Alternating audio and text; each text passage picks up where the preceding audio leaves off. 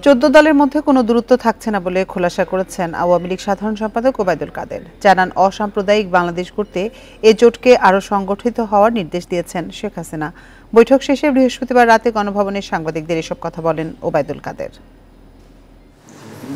সরকারে আসার পর প্রথমবারের মতো 14 দলের সাথে বৈঠকে বসেন আওয়ামী লীগ সভাপতি শেখ হাসিনা। বৃহস্পতিবার সন্ধ্যায় গণভবনে সভা শেষে সাংবাদিকদের সাথে কথা বলেন নেতারা। জানান, 14 দল একসাথে সামনে এগিয়ে যাবে।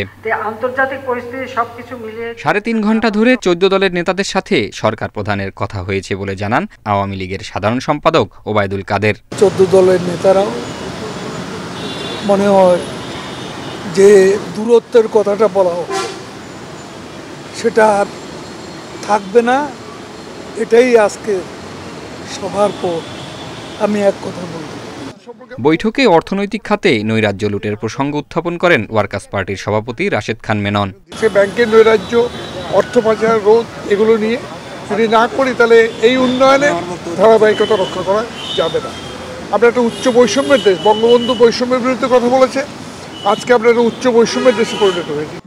সরকার উৎখাতের ষড়যন্ত্র নিয়ে কথা হয়েছে জানিয়ে জাসদ সভাপতি হাসানুল হক ইনু বলেন, মনোমালিন্য ও ত্রুটি বিস্তুতির সমাধান চেয়েছেন তারা, তবে মন্ত্রিপরিষদ নিয়ে আলোচনা হয়নি। যেসব মনোমালিন্য আছে এবং ভুল বোঝাবুঝি আছে অথবা ত্রুটি বিচ্যুতি আছে, সেই ত্রুটি বিচ্যুতিগুলো সমাধান করা দরকার।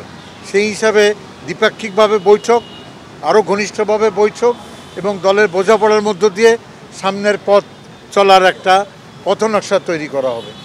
14 দলের এ বৈঠকে বড় দলকে সম্মানের পাশাপাশি ছোট দলগুলোর দিকে যথাযথ মনোযোগের আশা নেতাদের। জাহিদুল ইসলাম, ইন্ডিপেন্ডেন্ট নিউজ, ঢাকা।